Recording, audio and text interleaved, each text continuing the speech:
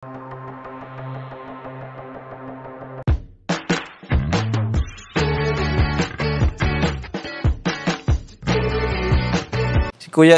Kuya Jens, ano yan, reactor natin yan. Official reactor. Hello mga kalingap! Welcome back sa aking YouTube channel, The Square Gens. So kung bago ka lang sa aking YouTube channel, huwag niyo pong kalimutang mag-subscribe at click the bell button para like ang updated sa ating mga bagong upload na video. At huwag po natin kalimutan suportahan ng Butim Kalingap sa panguna ni Kuya Val Santos Matubang, Ate Edna Vlog at syempre Kalingap Rob.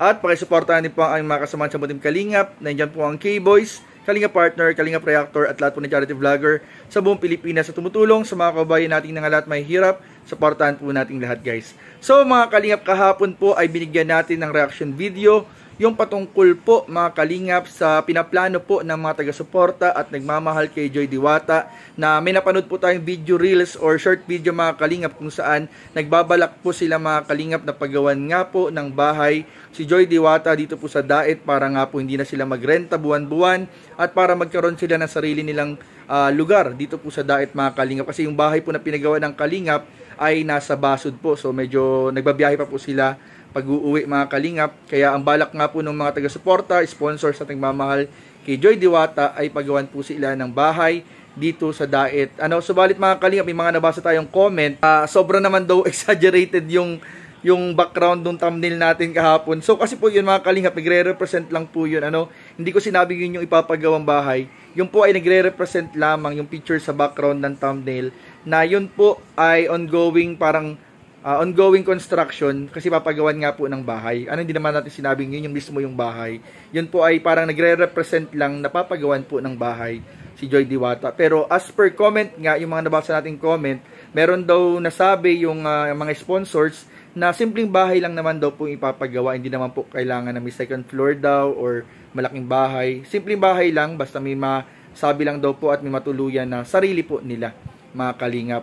So ngayon po mga Kalingap, bago po natin pag-usapan yon, ay panoorin po muna natin yung pinakaunang episode ni Joy Diwata mga Kalingap, na marahil po ay maraming nakakamiss at marahil po may ilang pang hindi ito napapanood mga Kalingap, na bago lang po sa story po ng buhay ni Joy Diwata. So panoorin po natin at muling balikan ang pinakaunang pagkikita ni Joy at Kalingap Rob in 5, 4, 3, 2. Grabe naman.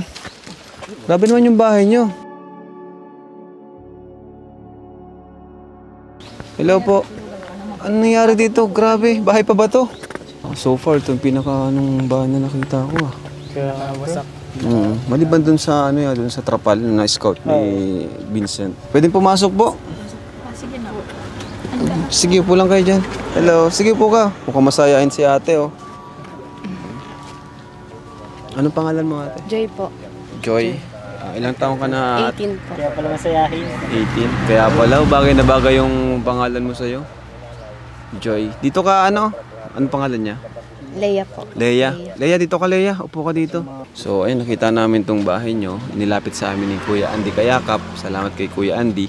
Ano nangyari sa bahay nyo, Nay? Bakit naghumantong sa ganito? Nasira na po yan. Hindi pa naman po ganyan dati. Pag nabagyo po, utay-utay nagaganyan, nasisira na. Hindi naman na po ako makapangurti ng gawain dahil hindi ko na kaya. Ako lang po kasi nangunguha nitong mga kahoy na ito. Lahat po nitong ginamit dito sa bahay namin, ako lang po ang nangungurti. Talagang ikaw na po yung tumayong simula magulang, na po. tatay sa nanay. Simula po nang isang taon pa lang po ito. Tagal na, no? Isang taon pa lang po ito at kalahati. Ako na po talaga ang nag-ano dito sa mga ito. Totoo yun, Joy? Di kayo pinatigis sa pag-aaral? Tuloy-tuloy yung pag-aaral nyo? Hindi po. Kahit po kami naghihirap, sabi ko po sa kanila, wag na wag silang titigil sa pag-aaral nila. Kahit napasok po sila, kapilang kanin ang nila, napasok po yan mga yan. Lalo na po ito, ayaw nitong ma-absent. Hindi po yan kahit di po yan nakain ng almusala, napasok po yan. Pero nagagalit po ako sa kanya, ayaw po talaga niyang mag-absent. Mahal na mahal din niyo yung pag-aaral. Bakit kahit sa kabila ng kahirapan, posigido kayo makapagtapos ng pag-aaral? Joy? Para po maiawan si mama. Para makabawi din sa kanyang mga naitulong sa inyo pagpapalaki. Di ba kayo natatakot po dito? Pag nagbabagyo, di kayo nababasa ng ulan? Kaya nga po nung sabi baga po may bagyo daw po. Kaya hindi man po natutulog itong dalawa, doon kami natutulog kala ate niya. At di man po kami makapagluto. At gawa nga po ng... Pero yung tulugan po namin, di man po kami nababasa kasi may ganito na rin po, may plastic na rin po. Kaya di po nababasa lahat ng gamit na andun po, mga damit namin. Ate Joy, kilala mo kami, Joy? Kilala mo kami? Hindi. Hindi. Hindi pala. Ayan, kami ay mga vlogger na Pasok po kayo. tumutulong sa magitan ng pag-vlog. And may mga napapabahayan kami, yung kinikita rin namin sa YouTube. Yung pinampapabahay din namin sa mga talagang kagaya nyo na walang maayos na tirahan. Ayan. Kung gusto mong mapanood yung mga ginagawa namin, search mo lang sa YouTube, Kalingap Rob. And makikita mo yung mga, kung paano namin binibigyan ng pag-asa ang mga pamilya na walang-wala, poorest of the poor, yung talagang nasa laylayan. Kasi maraming mahirap di naman lahat kayang matulungan. Yung talagang walang-wala, and yung bahay ay talagang halos di na pwedeng matirahan. And yung iba nga, binibigyan pa namin ng trabaho. Ano yung gusto mong, Joy, ano yung gusto mong maitulong ng Team Kalingap sa inyo and kay mama mo? Para sa iyo lang. Ano po, kahit ano pong kaya niyong kay mama. Kay mama na lang. Ikaw naman ano pangalan mo? Leia. Leia. Ano masasabi mo, Leia, sa malasakit at pagmamahal ng iyong nanay? Shy. Naiyak ka, Leia? Panganay ka ba o pangalawa? Pangalawa po.